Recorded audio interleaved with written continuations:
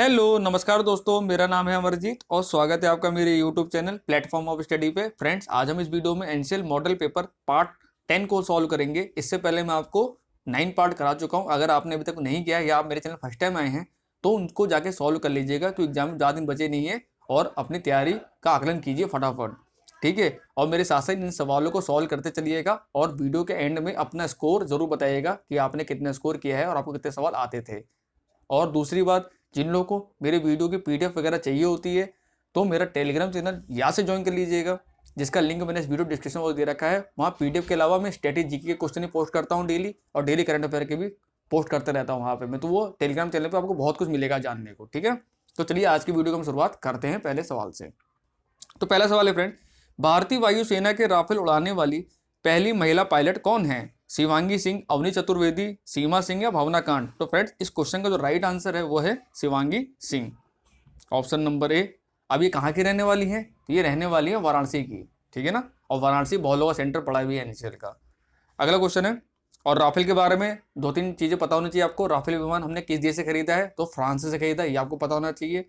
Starting में 5 Rafale विमान हमारे देश में आ चुके हैं। ये कहाँ पे उतरे थे? तो अंबाला एयरबेस पे उतरे थे, ये आपको याद रखना है। और वर्तमान रक्षा मंत्री कौन है? तो वो है राजनाथ सिंह, ठीक है ना। अगला सवाल है,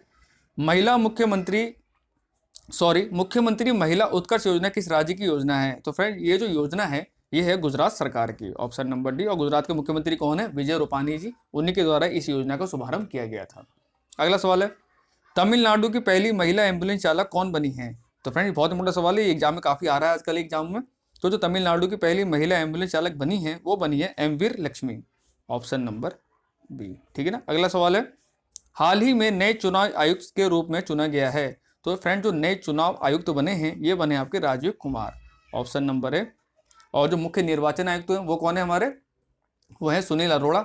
और एक मुख्य निर्वाचन के अलावा 2 मुख्य चुनाव आयुक्त भी होते हैं हमारे, ठीक। टोटल 3 मेंबर होते हैं। इनकी नियुक्ति कौन करता है? इनकी नियुक्ति राष्ट्रपति करते हैं, ठीक है ना। और चुनाव आयोग किसके आर्टिकल में आता है? तो संविधान की धारा 324 के अंतर्गत, धारा लिख देता हूँ, 324 के अंतर्गत चुनाव जो भी है हमारा आता है संविधान में, ठीक है ना। अगला क्वेश्चन है, मुख्यमंत्री किसान कल्याण योजना किस राज्य की है? तो फ्रेंड, जो मुख्यमंत्री किसान कल्याण योजना है ये है आपकी मध्य प्रदेश सरकार की, ऑप्शन नंबर ए, ठीक है ना। अगला क्वेश्चन है, ग्लोबल इनोवेशन इंडेक्स 2020 में भारत कौन से स्थान पर रहा है? तो फ्रेंड, जो इनोवेशन इंडेक्स है इस बार भारत की जो रैंक आई है वो आई है 48। राइट आंसर होगा आपका ऑप्शन नंबर सी। अगला सवाल है, विश्व ओजोन दिवस कब मनाया जाता है? तो फ्रेंड, ओजोन परत के बारे में मैंने बहुत बार बताया है आपको। ये बहुत इंपॉर्टेंट लेयर है हमारे लिए, समताप मंडल में पाई जाती है और ये सूर्य से आने वाली पराबैंगनी किरणें जो अल्ट्रावायलेट रेज होती हैं उनसे हमारी रक्षा करती है।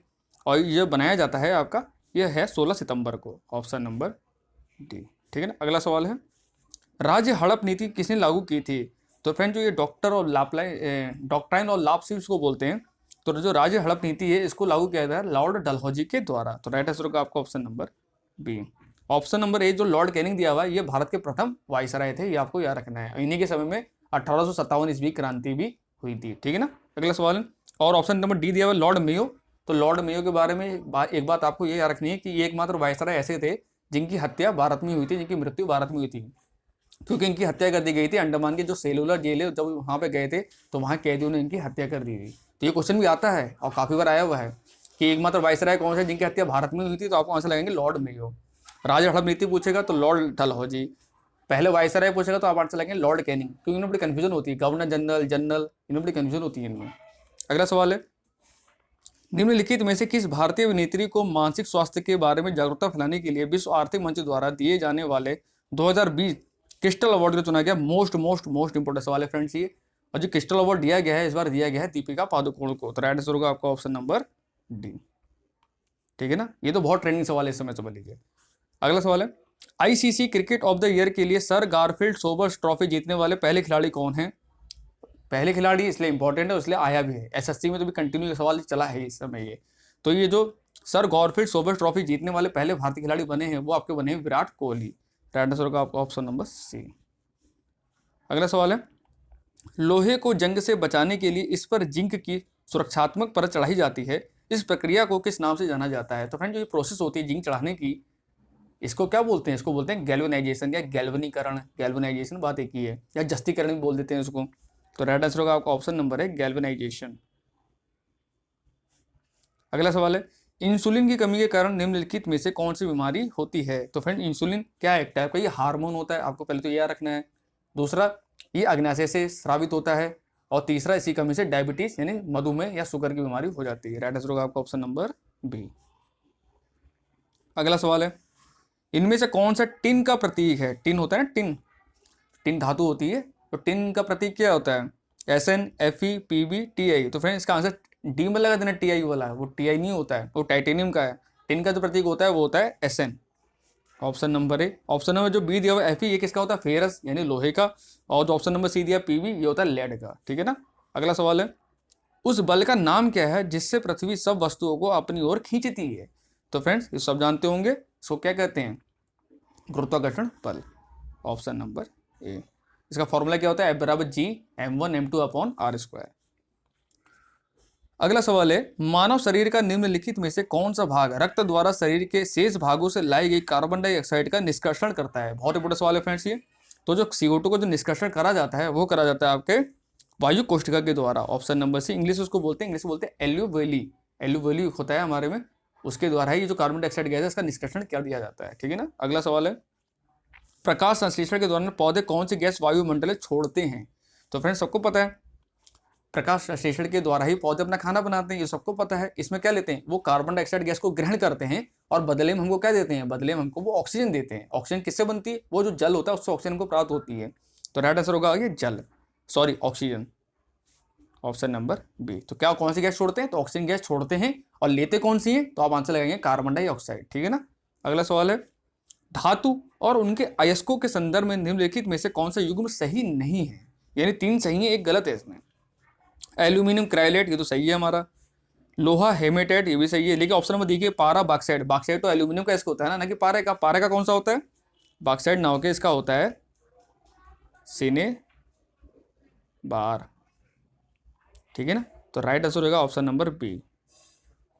अगला सवाल है, वर्ष 1930 में रक्त समूह प्रणाली का वर्णन करने के लिए किस वैज्ञानिक को नोबेल पुरस्कार से सम्मानित किया गया था? तो फ्रेंड्स रक्त समूह इन्हें जो ABO ये समूह खोज किसने की थी? इसके लिए उनको नोबेल प्राइज मिला था 1930 में। ये कौन थे? ये थे Karl Landsteiner. Option number B. और एडवर्ड जेनर को सब जानते हैं, ये कौन है? इन्हें फादर ऑफ वैक्सीनेशन भी कहा जाता है। इन्होंने चेचक की टीके की खोज की थी। एक ऑप्शन दिया ऑप्शन नंबर सी। इन्होंने क्या किया था? जेम्स चैडविक, इन्होंने न्यूट्रॉन की खोज की थी। ठीक है ना। अगला सवाल है, कौन सा उपकरण भूकंप के दौरान सतह पर पहुंचने वाले तरंगों को मापता है? सतह नहीं होगा, सतह होगा फ्रेंड्स यहाँ पे। ये इसको थोड़ा करेक्ट मैं पीटर दूंगा, सही कर दूंगा, उसमें टाइपिंग मिस्टेक है। सतह, ठीक है ना। तो कौन सा उपकरण भूकंप के दौरान सतह पर पहुंचने तरंगों को मापता है? तो कौन मापता है? सिस्मोग्राफी नापता है। राइट आंसर होगा आपका ऑप्शन नंबर ए। मैनोमीटर, मैनोमीटर द्वारा क्या नापा जाता है? ये भी ने बता रखा है आपको। बैरोमीटर के द्वारा क्या होता है? ये भी ने बता रखा है। अल्टीमीटर क्या होता है? बता रखा है। अब इसका आंसर आप मुझे कमेंट बॉक्स में दीजिएगा। अगला सवाल है, किलोवाट घंटा यूनिट है। फ्रेंड्स इसमें बड़ी कंफ्यूजन होती है लोगों को, और इसका आंसर हो जाता है शक्ति लगा के आ जाते हैं, जो कि आंसर गलत होता है। किलोवाट घंटा ये यार ना, ये ऊर्जा का मात्रक होता है ये। राइट आंसर होगा आपका ऑप्शन नंबर बी। ठीक है ना। और एक क्वेश्चन और आता है, एक हॉर्स पावर में कितने वाट होते हैं? तो ये भी याद रखना कि ये क्वेश्चन आ रहा है काफ़ी इस समय एग्जाम में। तो एक हॉर्स पावर में 746 वाट होते हैं, ये आपको याद रखना है। ठीक है ना फ्रेंड्स। अगला सवाल है, अब यहाँ से मैथ के सवाल शुरू हो जाते हैं, फटाफट करते हैं इनको। 72 किलोमीटर प्रति घंटे की चाल से चल रही एक ट्रेन 36 सेकंड में एक विद्युत पोल को पार कर जाती है। ठीक है। तो ट्रेन की लंबाई मीटर में ज्ञात कीजिए। कुछ नहीं सवाल में, तो लंबाई हमको निकालनी है, दूरी हमको निकालनी है। तो हमको पहले तो फॉर्मूला याद होता ही है, स्पीड बराबर क्या होता है? Distance upon time. स्पीड हमको दे रखी 72 किलोमीटर प्रति घंटा, इसको हम पहले मीटर पर सेकंड चेंज करेंगे। तो हो जाएगा 72 गुणा 5/18। मीटर पर सेकंड 5/18 गुणा कर देते हैं, बराबर डिस्टेंस हमको निकालना ही है। और टाइम दे रखा है 36 सेकेंड। ठीक है। चलिए इसको कर लेते सॉल्व। 18 7 4 बार कट जाएगा। 4 पंजे 20, 20 सही कर रहा हूँ ना मैं? सही कर रहा हूँ। 4 पंजे हो गया 20। ठीक है। तो यहाँ आ गया 20, यहाँ डी था ही, नीचे कितना था 36। तो 36 दूना कितना होगा? 72, यानी हो जाएगा 720 मीटर बराबर डी। तो राइट आंसर होगा 720 मीटर। तो राइट आंसर होगा हमारा ऑप्शन नंबर सी, 720 मीटर। ठीक है ना। अगला सवाल है, यदि A/B बराबर 3/5 और B/C बराबर 2/3 है तो समानुपात A/B/C निम्नलिखित में से किसके बराबर होगा? बहुत अच्छा सवाल है, बहुत इंपॉर्टेंट सवाल है। तो सॉल्व करें, मैं टेक्निक बताता हूँ आपको कैसे किया जाता है। A/B दिया हुआ, उसको लिख लीजिए। कितना दिया है 3:5 और B/C दिया हुआ है आपको 2:3। ठीक है, तो इसमें क्या करते हैं, पहले हम ऐसे गुणा करते हैं, ऐसे देख लीजिए सीक्वेंस, फिर हम ऐसे गुणा करते हैं, फिर हम ऐसे गुणा करते हैं। पहले सीक्वेंस आपको रखना, पहले नीचे फिर तिरछा फिर ऊपर से नीचे। ठीक है ना, अब कर लेते हैं इसको, तो करो। तो ABC की वैल्यू कितनी आएगी, ABC की वैल्यू कितनी आएगी, 3 दूनी 6, 2 पंजे 10, फिर 5 तिया 15। अब देखो कॉमन संख्या तो नहीं, जैसे कट जाएगा तो 6, 10, 15 ऑप्शन के दिया हुआ, देखो दिया हुआ ऑप्शन नंबर बी, तो राइट आंसर होगा आपका ऑप्शन नंबर बी। ठीक है ना, अगला सवाल है, यदि 35 संख्याओं का औसत 22 है, पहली 17 संख्याओं का औसत 19 है और अंतिम 17 संख्याओं का औसत 20 है, तो 18वीं संख्या ज्ञात करो। तो ठीक है, 35 संख्या दे रखी, 17 का औसत दे रखा है, यानी टोटल में से अगर हम 17 का औसत घटा देंगे तो हमें 18वीं संख्या को मिल जाएगी, जाहिर सी बात है। तो पहले हम टोटल औसत निकाल लेते हैं, 35 संख्याओं का औसत कितना है, तो 35 संख्याओं का योग कितना हो जाएगा, 35 गुणा 22 कितना आएगा, सो गुणा करेंगे तो आपका आएगा 770। ठीक है, उसका 17 संख्याओं का औसत दे रखा है, 17 संख्याओं का औसत दे रखा है 19, इसके हम जो गुणा करेंगे तो फ्रेंड इसका मान आएगा 323। और फिर दे रखा है अगले 17 संख्या का औसत कितना दे रखा है 20, तो हो गया 17 दूना 34, 340।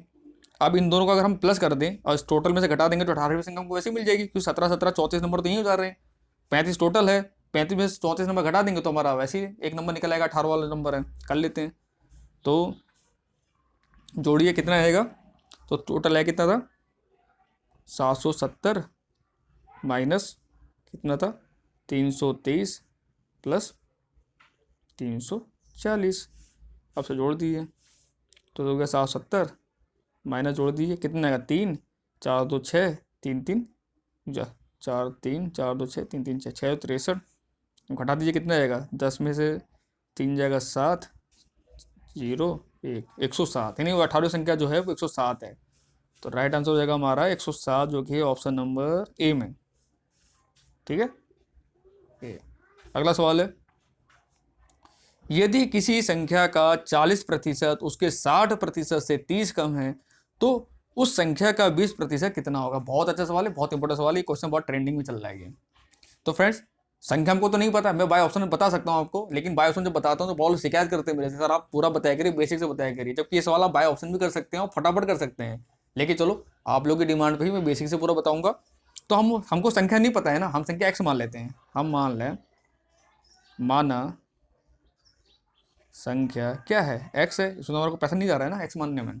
अब जैसा सवाल क्या वैसे करते चलो, जैसा मैं सिखा रखा है मैंने आपको। तो क्या कह रहा है कि ये संख्या का 40%, तो वो संख्या हमने एक्स मानी है, एक्स का 40% निकाल लीजिए, 40%, उसके 60% से 30 कम है, यानी उसके किसके, एक्स के ही, एक्स के 60% 30 कम, मैंने जो अंतर दिया हुआ है हमको, तो हम यहाँ अंतर कर लेते हैं, एक्स का 60% किसके बराबर है, 30 के बराबर दिया हुआ है। अब एक्स यहाँ से कॉमन आ जाएगा, तो अंदर क्या बचेगा 40 और माइनस 60, यानी टोटल बचेगा 20%। 20% बराबर कितना होगा 30। ठीक है, तो अब सॉल्व करते हैं, एक्स गुणा 20% को जो हम परसेंट आएंगे बट्टा 100 आ जाएगा, ये सबको पता है, बराबर 30 के हैं, तो हो जाएगा 20 पंजे 100, तो ये हो जाएगा, ये तो गुणा हो कितना आएगा, तो ये आ जाएगा एक्स बराबर 150। अब आगे सवाल पढ़ते हैं, तो यानी संख्या 150 को मिल गई है, लेकिन आगे क्या करेगा, तो उस संख्या का 20% कितना, उस संख्या कौन, जो एक्स का मान कितना है 150, अब 150 का 20% निकाल दो, आपका आंसर आ जाएगा। तो 150 का 20% निकालो, तो 20 पंजे 100, 5 तिया 15, यानी आ गया आपका 30। तो राइट आंसर होगा आपका 30। तो कहाँ गया ऑप्शन नंबर 30, ऑप्शन नंबर ए। ठीक है, समझ में आ गया होगा, आना भी चाहिए, नहीं आया तो दोबारा देख लेना। अगला सवाल है, नल ए एक टैंक को 6 घंटे में भर सकता है, ओके, नल बी उसी टैंक को 8 घंटे में भर सकता है, और नल सी उसी टैंक को 4 घंटे खाली कर सकता है। यदि सभी तीनों नलों ए बी और सी को एक साथ खोल दिया जाए तो टैंक को भरने कितना समय घंटों में लगेगा। ठीक है, कुछ नहीं करना है, टाइम नंबर की तरह ही ए बी सी में माइनस कर दो, क्योंकि खाली करता है, माइनस का मतलब खाली कर रहा है, ये तो प्लस है ही हमारे। तो कितने घंटे, 6 घंटे में भरता है, ये 8 घंटे में भरता है, और ये 4 घंटे में खाली कर देता है। ठीक है, इनका एल्सियम ले लो, तो 8 का सबसे बड़ा नंबर कौन सा है इसमें? 8 है, इसको पकड़ो, इसका ऐसा मल्टीपल लो जो 6 से भी कट जाए, 4 से भी कट जाए। तो 8 दूनी 16, 16 4 से तो कट जाएगा लेकिन 6 से नहीं कटेगा, तो हम अगला नंबर लेते हैं 8 24। और 24 देखिए 4 से भी कट जाएगा, 6 से भी कट जाएगा, तो हम इसका आंसर लेते 24। ठीक है, ठीक है, 6 चौके 24, 8 तियाँ 24 और 4 सिंगे 24, इसको लिखेंगे माइनस में।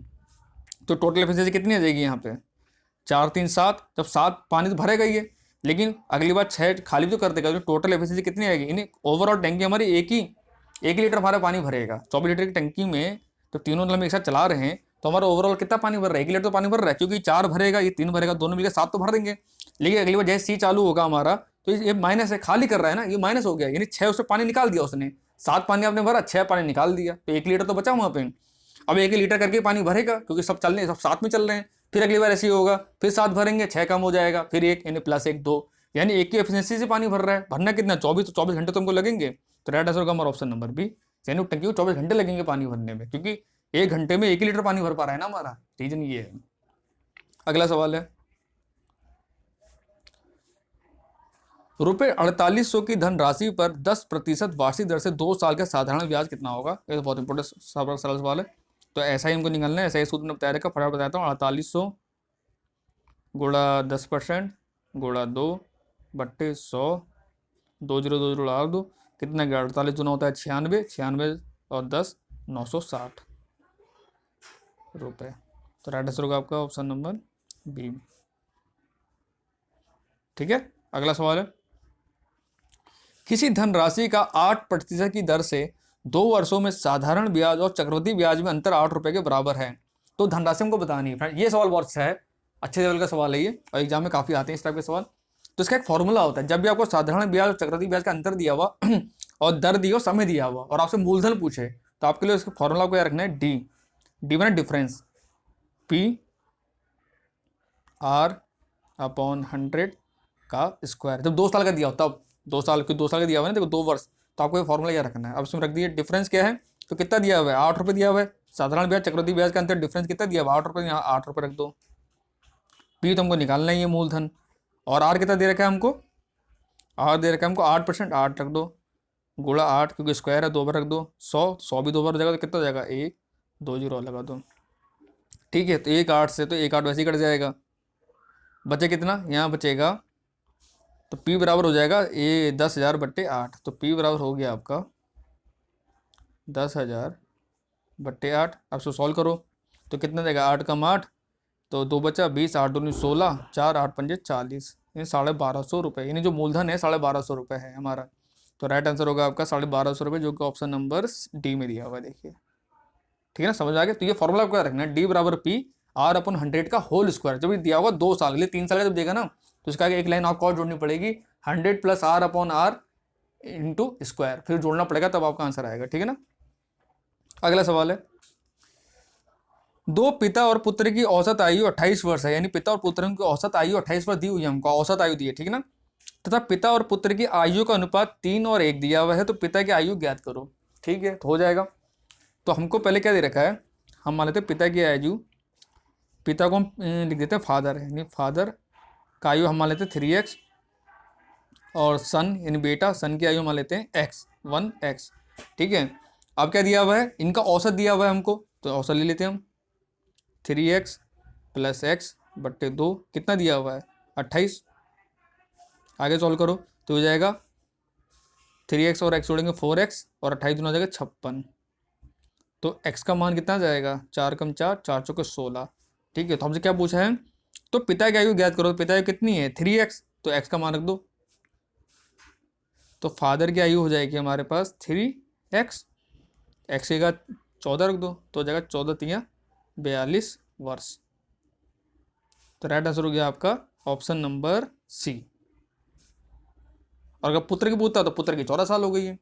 ठीक है, अगला सवाल है, ये सवाल बहुत अच्छा है, चुनाव वाले सवाल तो बहुत अच्छे आते हैं, जो लोग एग्जाम देते हैं उनको पता होगा, इस टाइप के सवाल बहुत आते हैं एग्जाम में। एक चुनाव में 2 उम्मीदवार थे, चुनाव में 8% लोगों ने अपने मत का प्रयोग नहीं किया, जीतने वाले उम्मीदवार ने कुल मतों के 48% मत लेकर दूसरे उम्मीदवार को 1100 मतों से हरा दिया। चुनाव में कुल कितने मतदाता थे, यानी टोटल वोटर कितने थे वहां पे उस गांव में जो हमें वोटिंग हुई होगी, हमको वोटर निकालना है। बहुत अच्छा सवाल है, मैं आपको टेक्निक बताता हूँ, जैसे मैं करूँगा वैसे 19 स्टेप को फॉलो करना, आपका आंसर फटाक से निकलेगा, देखना। तो कुछ नहीं है, परसेंटेज है, हमेशा मैंने कहा 100 पे लेके चलो। हम ये मान लेते हैं उस गांव में 100 वोटर हैं, 100 वोटर हैं, जिसमें से 8% लोगों ने, यानी 8 लोगों ने तो अपने मत दिया ही नहीं, उन्होंने वोट दिया ही नहीं है, तो ये कट्टू कर दो। यही उन्होंने, ये होंगे आलसी लोग होंगे, ये नहीं गए होंगे, छोटे छुट्टी है, आनंद लो, टीवी देखते हैं, क्या वोट देना है। लेकिन 92 लोगों ने तो वोट दिया होगा, 92 लोगों ने तो वोट दिया होगा ना, जाहिर सी बात है, क्योंकि 8% लोगों ने वोट नहीं दिया, लेकिन 92% लोगों ने तो वोट दिया है, जिसमें से इस 92 में से 48% क्या हो गया, 48%, अगर एक को वोट पहले उम्मीदवार को मिले होंगे, दूसरे उम्मीदवार कितने मिले होंगे, 44%। सही है ना, यानी इसी अंतर से तो हारा है वो, बोला है ना सवाल है, देखो कि जीतने वाले उम्मीदवार ने कुल मतों के 48% मत लेकर दूसरे उम्मीदवारों 1100 मतों से हरा दिया, यानी इसने 48%, ये तो हमारा ये हो गया जो हमारा विनर है, ये हमारा विनर है, ये लिख दिया, ये लूजर है, यानी 44% जिसको मिली लूजर है, और जो विनर है 48% इसको वोट मिला, और इनका अंतर कितना रहेगा, 1100, क्योंकि देखो 4% का अंतर आ रहा है ना हमारे पास में, ये 4% का अंतर ना हो के हमको क्या दिया, 1100 का अंतर दिया हुआ हमको, ये 4% किसके बराबर नहीं, 1100 के हमारे बराबर है, तो कर लेते हैं। रुको, इसको मैं इरेज कर देता हूँ पहले।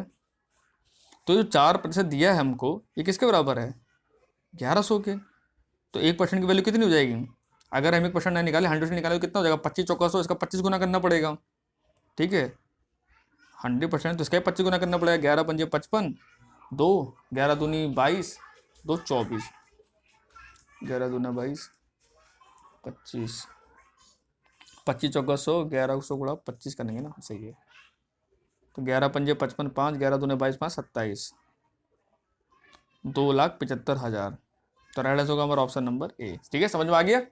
तो देखिए फिर से एक बार मैं फ्लैश बैक करा देता हूँ फटाफट। देखिए 100 लोग थे, माना 100 लोग थे, जिसमें से 8 लोगों ने वोट नहीं दिया, 92 लोगों ने वोट दिया, 92 में 48% और 44% के हिसाब से वोट बट गया।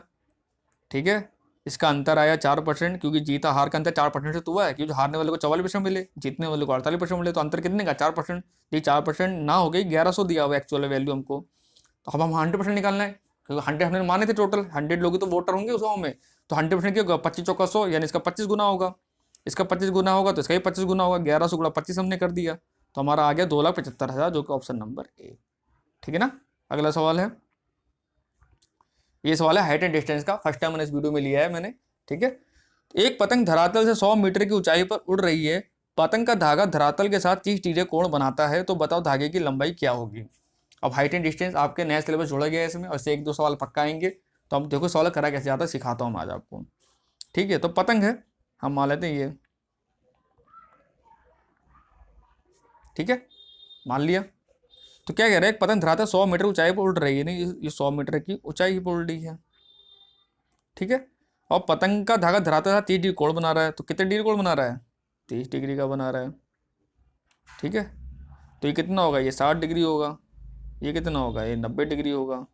ठीक है, अब क्या कह रहा है, तो बताओ धागे की लंबाई क्या होगी, हमसे धागे की लंबाई पूछी है, ये जो लंबाई है हमसे ये लंबाई पूछी है, तो कण हमसे पूछा है, इसको हम एक्स मान लेते हैं।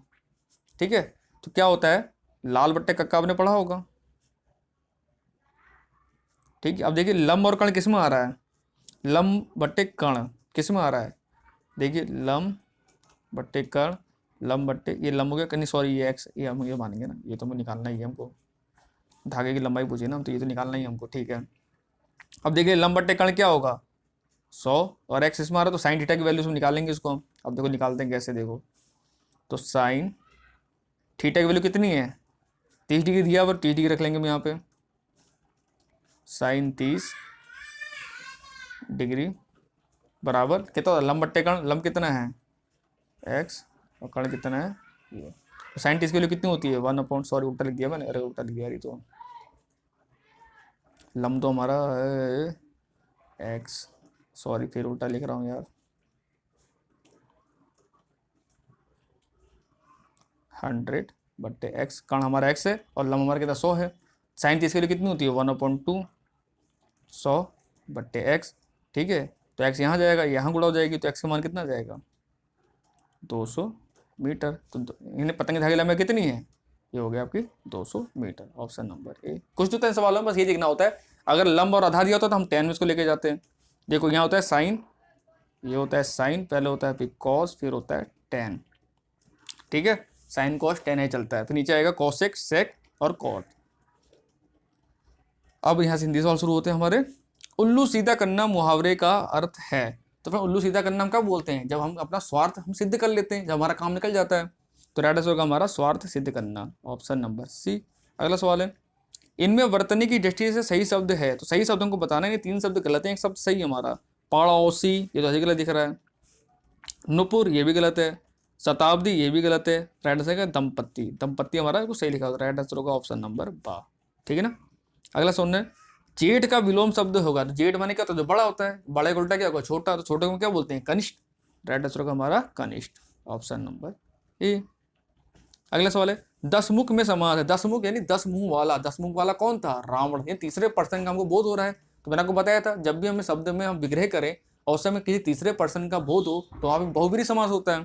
तो राइट आंसर क्या हो जाएगा हमारा, बहुव्रीहि समास, ऑप्शन नंबर 2, ठीक है ना। अगला सवाल, उत्कर्ष का पर्यायवाची है। उत्कर्ष माने क्या होता है, आगे बढ़ना, उन्नति करना, आगे बढ़ना, ठीक है। तो राइट आंसर होगा उन्नति करना, ऑप्शन नंबर 3। अगला सवाल है, choose the correct spelling ambassador. तो एम्बेसडर की सीरीज स्पेलिंग लेते हैं पहले। तो एम्बेसडर सीरीज स्पेलिंग होती है AMBASSADOR। तो राइट आंसर कहाँ होगा, देखो AMBASSADOR, ऑप्शन ए में दिया हुआ है। तो राइट आंसर होगा ऑप्शन नंबर ए, ठीक है ना। अगला सवाल है, सिनोनिम ऑफ मिस फॉर्चून। तो मिस फॉर्चून का हमको सिनोनिम बताना है। तो मिस फॉर्चून माने क्या होता है, जिसकी किस्मत फूटी होती है, जो बेचारा अभागा होता है, ठीक है ना।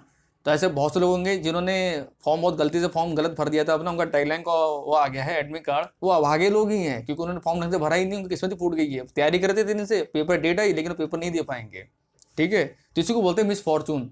तो मिस फॉर्चून का सिनोनिम क्या होगा, राइट होगा कैलामिटी। कैलामिटी माने भी यही होता है, जो बड़ा अभागा इंसान होता है, ठीक है ना। अगला सवाल है, my teacher is the dash of all. तो माई टीचर इज द, यानी अपने टीचर को बता रहा है सबसे, उसका टीचर क्या है, सबसे ज्यादा, काइंड, काइंडर, काइंडेस्ट, नन। तो टीचर सबसे ज्यादा, दा लग गया ना, दा सुपरलेटिव डिग्री बता रहा है। दा का जब हम जब करते हैं, जब सुपरलेटिव बहुत बड़ा चढ़ा के हम किसी बात को हम बोलते हैं, तो वहां पे सुपरलेटिव डिग्री का प्रयोग किया जाता है। वो ये कहना चाह रहा है कि my teacher is the kindest of all, यानी मेरे टीचर सबसे ज्यादा दयालु हैं, बहुत दयालु, मेरे टीचर बहुत ज्यादा दयालु हैं, मारते ही नहीं बच्चों को, प्यार से ही समझा देते हैं। तो राइट आंसर होगा काइंडेस्ट। तो जब भी सुपरलेटिव डिग्री का प्रयोग किया जाता है तो हमेशा इस टाइप की डिग्री का प्रयोग किया जाता है, हम किसी को बात बढ़ा चढ़ा के जब हम कहते हैं वहां पे, ठीक है ना, option number C. Find the antonym of inexpensive. तो हमें एंटोनिम, मैंने बताया था एंटोनिम माने क्या होता है, विलोम शब्द होता है। सिनोनिम माने क्या होता है, जो समानार्थी शब्द होते हैं। तो इनएक्सपेंसिव माने क्या होता है, जो बहुत ज्यादा महंगा हो। इनएक्सपेंसिव माने क्या हो, जो बहुत ज्यादा महंगा हो। उल्टा से क्या लिखेंगे, जो थोड़ा सस्ता हो, जिसको अफोर्ड हम कर सकते हैं। तो इंग्लिश उसको बोलते हैं डियर, ऑप्शन नंबर। अब ये वाला डियर में सुने, जो आप डियर वर्ड यूज करते हैं, इस डियर का जो मतलब है ना यहाँ पे, वो ये है कि सस्ती चीज जिसको आप आराम से खरीद सकते हैं, आप उसको अफोर्ड कर सकते हो उन चीज को, ठीक है ना। अगला सवाल है, अगर रीजनिंग का है, गुफा, शेर, अस्तबल। तो फ्रेंड्स सबको पता है गुफा में कौन रहता है, गुफा में जंगल का राजा शेर रहता है। अस्तबल में कौन रहता है, अस्तबल में रहता है हमारा घोड़ा। राइट आंसर होगा हमारा ऑप्शन नंबर ए। अगला सवाल है, अगला सवाल है हमें नेक्स्ट बताना है। तो 69, 109। अब 109 में से 69 घटाना कितना आएगा, 9 9 गया 0, 10 में 6 गया 4, 40 का डिफरेंस आ रहा है। 159 में से 109 घटाना तो कितने का डिफरेंस आएगा, यहाँ 50 का डिफरेंस आ रहा है। ये नहीं समझ गया, ये नहीं, यहाँ पहले 40 का डिफरेंस होगा, फिर 50, फिर 60, फिर 70, अब 80 का डिफरेंस आना चाहिए। तो करते हैं, तो 289 प्लस 80 कर दो, कितना आएगा, 9 8 16, तो 3 369। राइट आंसर होगा आपका ऑप्शन नंबर सी, ठीक है ना। अगला सवाल है, डीजल इंजन में डीजल किसके द्वारा चलता है। अब यहाँ से एलिमेंट्री नॉलेज के क्वेश्चन शुरू होते हैं, इनको ध्यान से करिएगा फ्रेंड्स, ठीक है, कोई नई चीज़ है ये। तो डीजल इंजन में जो डीजल होता है किसके द्वारा जलता है, चलता नहीं होगा, यहाँ होगा जलता है, ठीक है, जलता है। किसके द्वारा जलता है, स्पार्क प्लग, संपीडन, इंजेक्टर या कोई नहीं। तो फ्रेंड जब डीजल इंजन मैंने आपको पढ़ाया था उसमें बहुत अच्छे से मैंने समझाया था मैंने आपको। तो डीजल इंजन में क्या होता है, इसमें क्या होता है, एयर कंप्रेस होती है, उसी का हाइट टेम्परेचर से जो डीजल होता है उसका दहन कर दिया जाता है। तो रेड होगा संपीडन के द्वारा, यानी बाई कंप्रेशन। और स्पार्क प्लग के द्वारा किसमें किया जाता है, इसलिए जो पेट्रोल इंजन जो आपके होते हैं ना, उनमें स्पार्क प्लग के द्वारा कंबशन किया जाता है, ठीक है ना। अगला सवाल है, स्पार्क इग्निशन इंजन में ईंधन के रूप में किसका प्रयोग होता है। पेट्रोल, डीजल, पेट्रोल हवा का मिश्रण या हवा। तो फ्रेंड जो स्पार्क इग्निशन इंजन होता है उनमें क्या होता है, एक तो पेट्रोल होता है, उसके साथ में क्या होता है, हवा का मिश्रण होता है, ये भी मैंने आपको बताया था। राइट आंसर होगा ऑप्शन नंबर सी। ठीक है ना। अगला सवाल है, हीट इंजन में मुख्य रूप से क्या कार्य करता है। तो हीट इंजन का मुख्य रूप से क्या कार्य होता है फ्रेंड, जो हीट एनर्जी होती है इसको ये मैकेनिकल वर्क में या मैकेनिकल एनर्जी कन्वर्ट कर देता है। जो भी हीट होगी, इंजन क्या है, हीट इंजन है ना, तो हीट को तो कन्वर्ट करेगा, जाहिर सी बात है। तो क्या करेगा ये ऊष्मा ऊर्जा को यांत्रिक ऊर्जा बदल देगा। राइट आंसर होगा आपका ऑप्शन नंबर ए। ठीक है। अगला सवाल है, किस इंजन की दक्षता कम होती है। तो फ्रेंड किसी की दक्षता कम होगी, अंतर्दहन इंजन, बाह्य दहन इंजन, उपरोक्त दोनों इनमें से कोई नहीं। तो आप खुद बताइए, अंतर्दहन इंजन तो सभी होते हैं, जो डीजल इंजन हो गए, पेट्रोल इंजन की सब अंतर्दहन इंजन तो होते हैं, इंटरनल कंबशन होता है इनमें, ये तो बहुत ज्यादा एफिशिएंसी देते हैं। ये तो ट्रक वगैरह जो होते हैं सब में अंतर्दहन ही चलता है। रेलवे का इंजन है उसमें भी अंतर्दहन ही चलता है।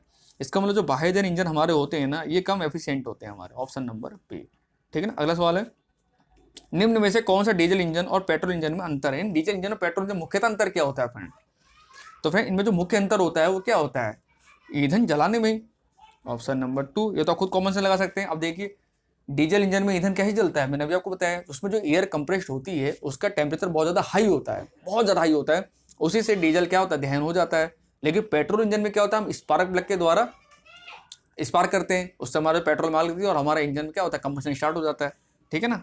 अगला सवाल है, इंजन की उपयोगिता के मद्देनजर क्या जानना आवश्यक है। तो क्या क्या जानना आवश्यक है, खोलने बांधने तरीका ये आपको पता होना चाहिए, अवयव और उनकी कार्यप्रणाली, बिकॉज ये जो कंपोनेंट वगैरह लगे हुए हैं उनकी आपको कार्यप्रणाली पता होना चाहिए ना। और तीसरा क्या है, इंजन की क्रियाशील स्थिति चाहिए, इंजन कैसे वर्क कर रहा है, उसकी स्थिति कैसी है, तो आपको तीनों नॉलेज आपको होना चाहिए। राइट आंसर होगा आपको ऑप्शन नंबर 4 सभी। ठीक है ना। अगला सवाल है, किस इंजन का रेडिएटर छोटा होता है।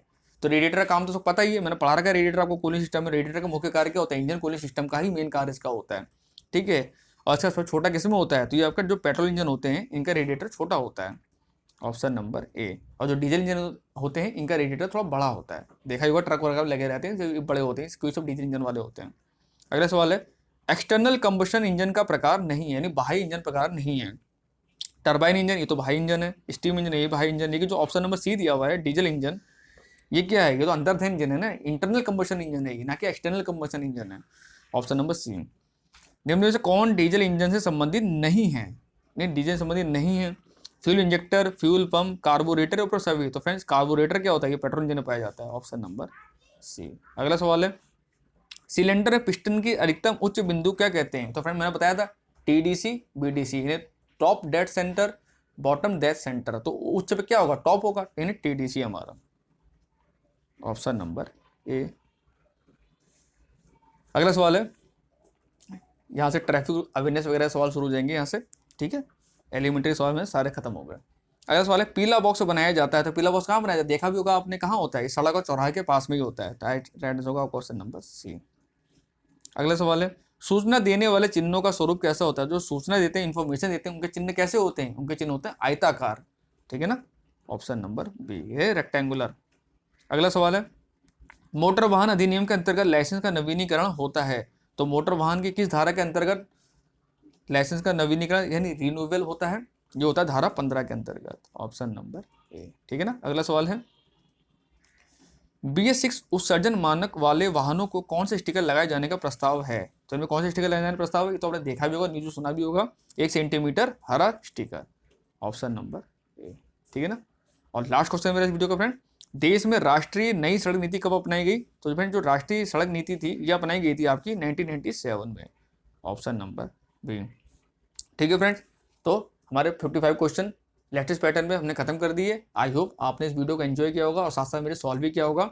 तो अब आपकी बारी है अपना स्कोर कमेंट बॉक्स में बताने की। ठीक है ना। और इसकी PDF मैं आपको टेलीग्राम पे दे दूंगा, तो वहाँ से आप डाउनलोड कर लीजिएगा। और जिन्होंने नहीं चैनल ज्वाइन किया चैनल जरूर ज्वाइन कर लीजिएगा याद से। ठीक है ना। तो मिलते हैं आपसे कल किसी नए वीडियो में। टाटा।